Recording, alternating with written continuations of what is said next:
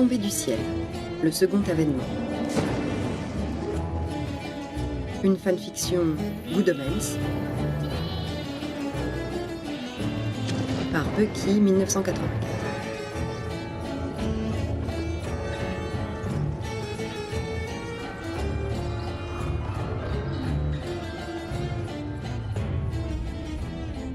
Chapitre 1. Bienheureux ceux qui pleurent. Whigber Street, Soho. C'était encore une journée maussade et humide. Il pleuvait quasiment tous les jours, depuis des mois maintenant. Non pas que ce soit une météo inhabituelle pour Londres, mais le visage des habitants de Soho commençait à devenir aussi terne que les 50 nuances de gris sombre que le ciel s'obstinait à afficher. Depuis sa boutique remplie de disques, mais vide de gens, Maggie observait le spectacle hypnotique des gouttes d'eau s'écrasant contre la devanture. Les bras croisés sur son comptoir, elle écoutait distraitement « I sing just to know that I'm alive » de Nina Simone, lorsqu'un bruit retentit au coin de la rue, bruit que les habitants de Soho connaissaient bien désormais. Un vrombissement de moteur, un vieux et puissant moteur, celui d'une Bentley de 1926 pour être précis.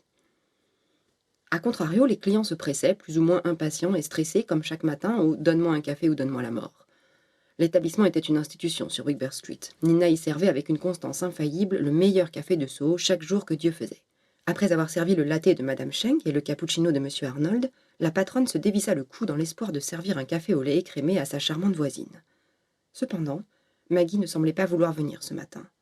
La timide blonde espaçait de plus en plus ses visites, peut-être lassée par le comportement de Nina, qui malgré sa rupture n'était toujours pas émotionnellement disponible. Les mois s'égrenaient, mais ne rendaient pas la douleur du rejet moins vive pour autant. Cette douleur, elle la partageait avec le propriétaire de la Bentley, qui venait de se garer juste devant son café, coupant à la fois le moteur et le sifflet de l'autoradio. The show must go on attendrait.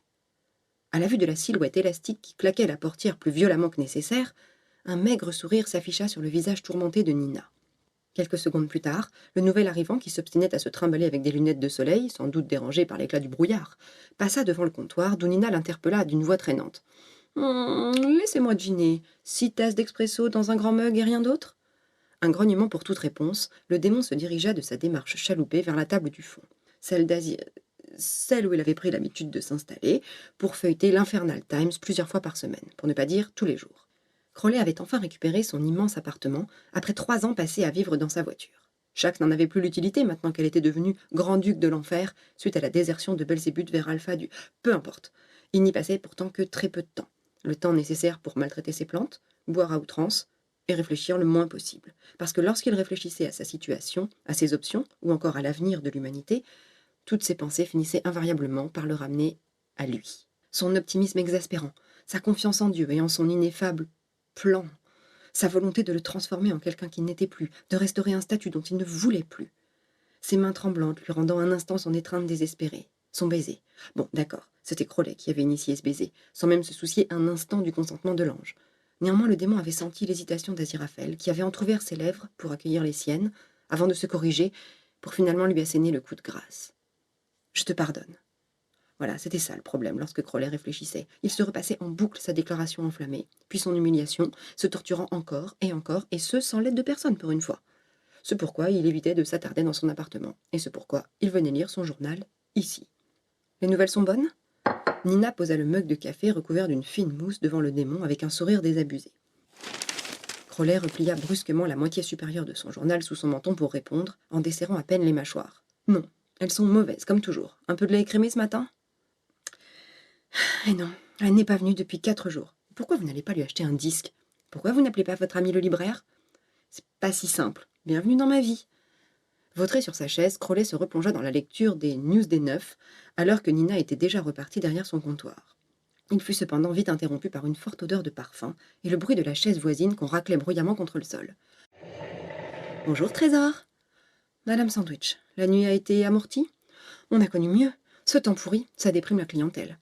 C'est de ça dont je suis venue vous parler, justement. » Nina venait de déposer un plateau garni de toutes sortes de cafés devant la plantureuse blonde, dont l'abondance de maquillage ne suffisait plus à dissimuler les traits tirés. « Je pense que je n'ai rien oublié. »« Tu n'oublies jamais rien, Nina chérie. C'est pour ça que mes filles et moi, on t'adore. »« Et monsieur 6 tasses d'espresso dans un grand mug ? Je vous en remets 6 doses, c'est la maison qui offre. » Pas maintenant, Nina chérie. On était en train de parler sérieusement avec Monsieur Sexy en diable. J'ai pas envie de parler météo, souffla le démon en acquiesçant d'un signe de tête à la proposition de la patronne. Nina mima la commande à son serveur, puis croisa les bras sur sa poitrine, vaguement intriguée.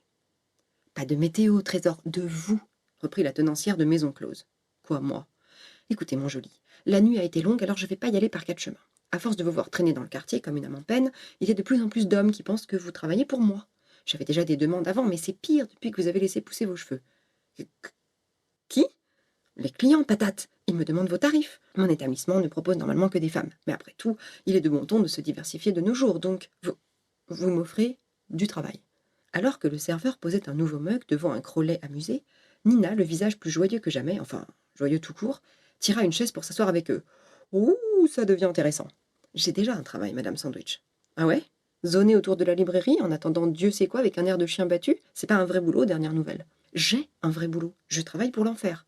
Je paye mieux. Et le travail sera plus agréable. Il y a déjà une liste d'attente pour vous, mon chou.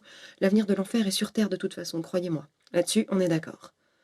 Crowley se leva brusquement, avala le contenu de son mug d'un trait, remercia Nina d'un signe de tête et se dirigea vers la sortie, son journal sous le bras. Réfléchissez à ma proposition, trésor. J'ai déjà refusé une offre d'emploi il n'y a pas si longtemps. Se contenta de répondre le démon par-dessus son épaule.